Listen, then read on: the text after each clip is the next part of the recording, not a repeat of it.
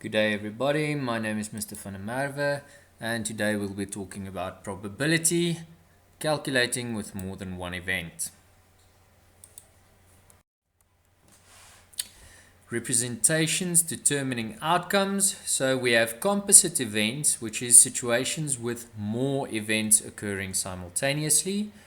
We have two different representations for those. Firstly, we have a tree diagram. Looks more or less like this. Every event represented by a vertical column.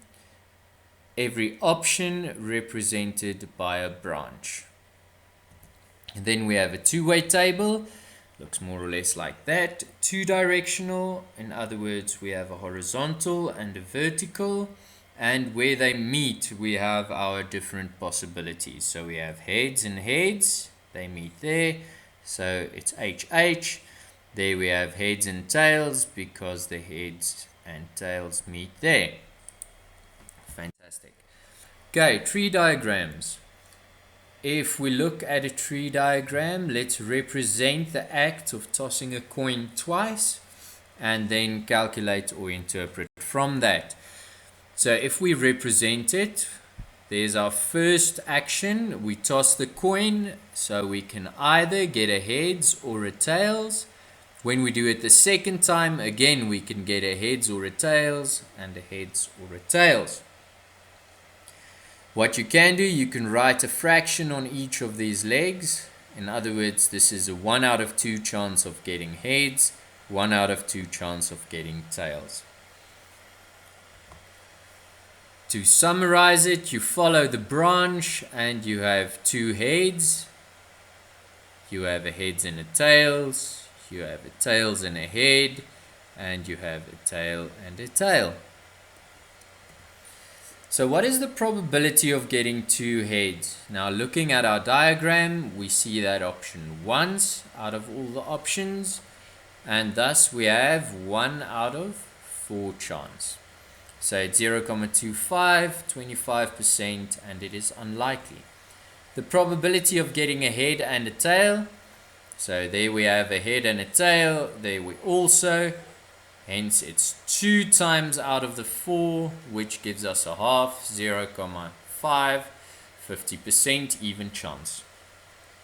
What is the probability of getting a heads and tails in order? So this is important. We must first get the heads. So heads and tails, how many times does that happen? Only happens once. So again, we're back to a quarter, 0.25, 25%, which makes it unlikely. The probability of getting no heads. So that's out, out, out. We only see that once out of the 4. So we have a quarter of a chance, 1 out of the 4, 0.25, 25% unlikely. The probability of not getting a heads or a tail. Okay, so that's getting neither of them. If you flip a coin, you are going to get either a heads or a tails. So there is no chance, it's impossible, not getting a heads or a tails. What's the probability of not getting a heads and a tails? Okay, so now we want either heads or tails, not the one and the other. So we have 2 options where that happens. So it's 2 out of 4, which gives us a half, 0.5, and 50%. Even chance.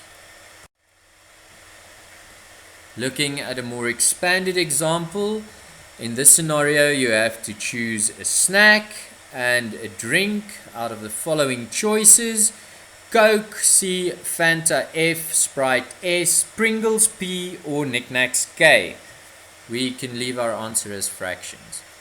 Okay, so we choose between 2 snacks. We have Pringles, Knick Knacks. We could have written a half here and a half here, 1 out of 2, 1 out of 2 chances. Then after choosing our snack, we can choose a drink, 1 of the 3 options. So it's 1 over 3, 1 over 3, 1 over 3. Coke, Fanta, or Sprite. Completing our tree diagram right here, you can either have a Pringles or a Coke, PC, Pringles or a Fanta, PF, Pringles or a Sprite, PS. Or you can have Knick Knacks and a Coke, or Knick Knacks and a Fanta, or Knick Knacks and a Sprite. Let's calculate. What is the probability of getting a Pringles? So we are not interested in the drinks, we only look at Pringles. So it's a 1 out of 2 chance. So it's either Pringles or Knick Knacks, so it's 1 out of 2, 50%. Right, we could have left our answer as fractions. This is all unnecessary. Then what's the probability of getting Knick Knacks and a Fanta? So where do we see Knick Knacks and Fanta? There we have it. It only occurs once, so it's 1 out of the 6 options. The other way of calculating it would have been to say, right, so to get a Knick Knacks, you have a 1 in 2 chance, and you need a Fanta, for which you have a 1 in 3 chance. So it's a half times a third gives you a sixth. What's the probability of not getting a Sprite? Okay, so in other words, we want everything but Sprite. So it's 1, 2, 3, 4 options. So it's 4 out of 6, which is 2/3. Always simplify your fraction. Another way of doing it would have been to say, we're not interested in the snacks at this stage, so who cares? 2 out of 2, because you can get a Pringles with a Sprite, you can get a Knick Knacks with a Sprite. So it's 2 out of 2 multiplied by, because we want something, a snack and a drink. So the drink, we have 2 out of 3 options, because we have a Sprite there, we have a Sprite there, and that gives us 4/6, which is 2/3 as well.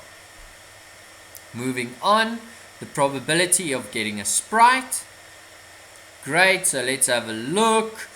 It's 1, 2 options. 2 out of 6 is a third. Again, we can do it the other way around. You can get one with either of the snacks. So it's 2 out of 2 for the snacks. And multiplying it by, you only want Sprite. 1 out of the 3 options, which gives you 2 out of 6, simplified to a third. Looking at a two-way table, an example of one, we must visit 2 destinations, one in Europe and one in Asia. The choices are Italy I, Britain B, Switzerland S, Germany G, China C, and India IN. Again, it says leave your answer as a fraction. So let's quickly first draw the table. If we have a look at the table, we have Switzerland, Italy, Britain, Germany. So this is our European line. And then here we have China and India. That's our Asian line. So that's our one event, and that's the other event. These are interchangeable, it doesn't matter.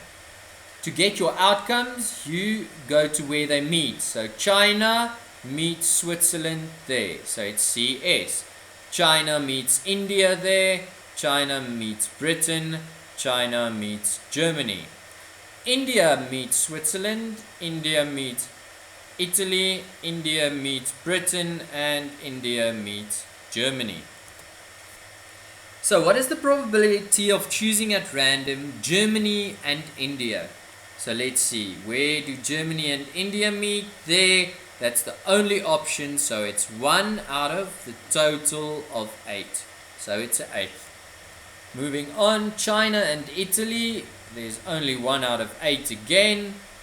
Britain and an Asian country. So let's have a look at Britain. There's Britain. Both of these are Asian countries. In other words, it's 2 out of all 8 options, which gives us a quarter if we simplify it. Then Japan and Italy. We find Italy. We do not find Japan nowhere. In other words, there's a 0% chance for that. The table below shows the representation of transport used by students on Mondays and Fridays. Okay. We see that there's a lot of blanks in this table, so we could have guessed that we had to complete it. Having a look here, this is easy to complete. 12 and 8 gives us a total of 20. The next line we can do a cross. 100 minus 20 minus 42 minus 12 gives us 26. Going down again, 50 minus 26 gives us 24. Moving on here, 60 minus 20 gives us 30. And this one we can just total 100 plus 122, that gives us 222. So they can expect you to do a little puzzle like this just to complete the table. Great. Next we have determined the probability that a student chosen at random, again we have the unbiased clause, cycle to varsity. So we go and we look at cycling. They do not specify a day, hence we can use the total, which is 20, and then we must also use the total at the end of the week, which is 222. Simplified, we can get 10 out of 111.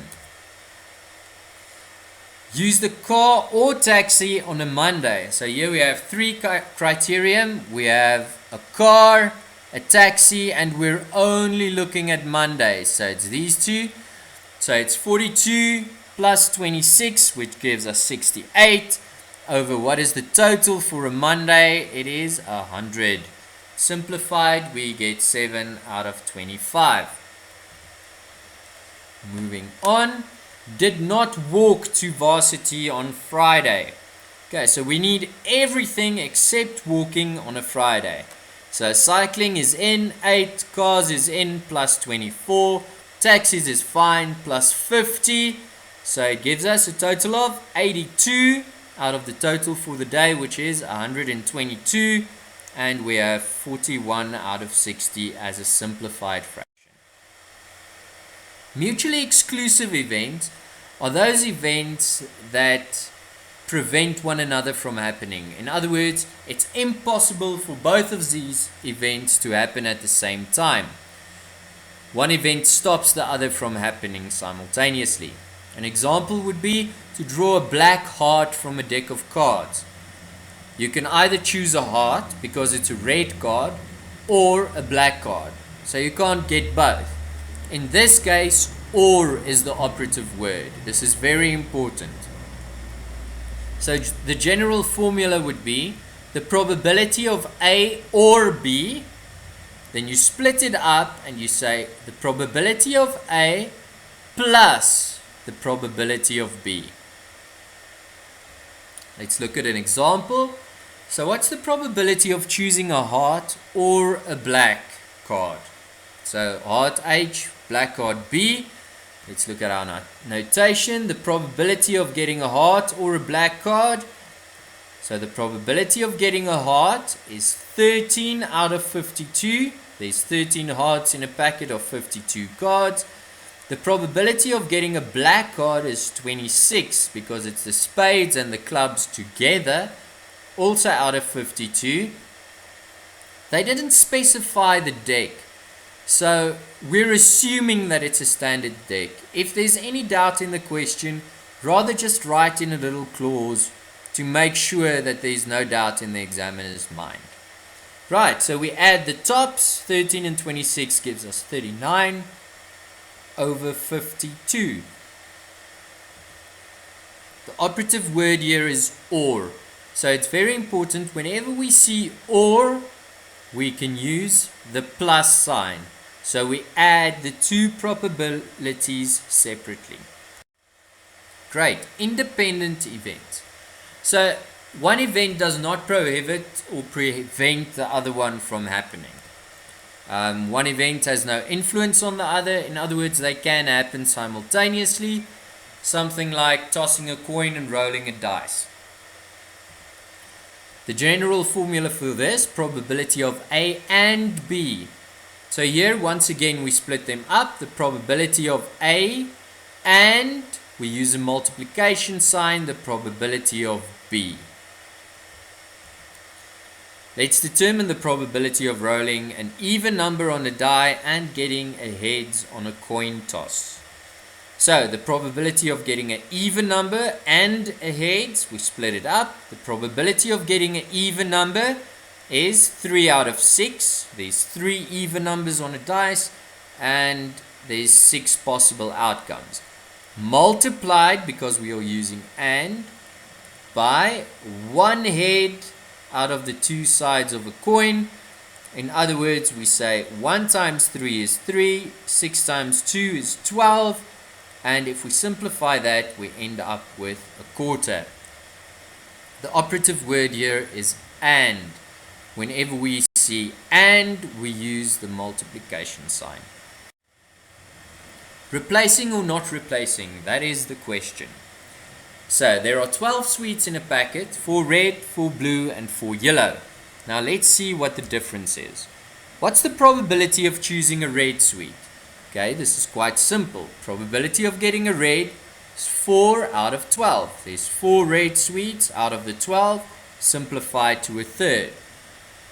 You don't eat red sweets and you replace it. What is the chance of choosing a blue one next? So again, the probability is 4 blue ones out of still the total of 12, which gives you a third.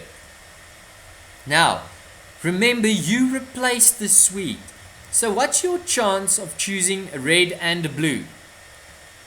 The probability of getting red and blue is 4 out of the 12 options multiplied by 4 out of the 12 again. The pool of sweets at the bottom stays the same because you replaced it. This gives us 16 out of 144, which is a ninth, or more or less 11%. We rounded it. Now, your friend also chose a red sweet out of an identical bag but ate it.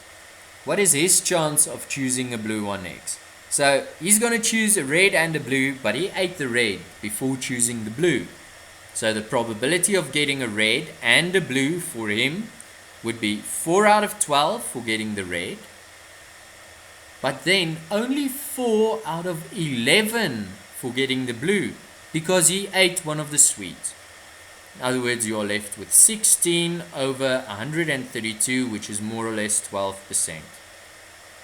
Can you see the slight difference in the numbers there? So it's very, very important to read your question carefully. Thank you so much. I hope you've got probability handled now. Please work through the examples, work through as many problems as possible, and make sure to ask your teacher for further guidance.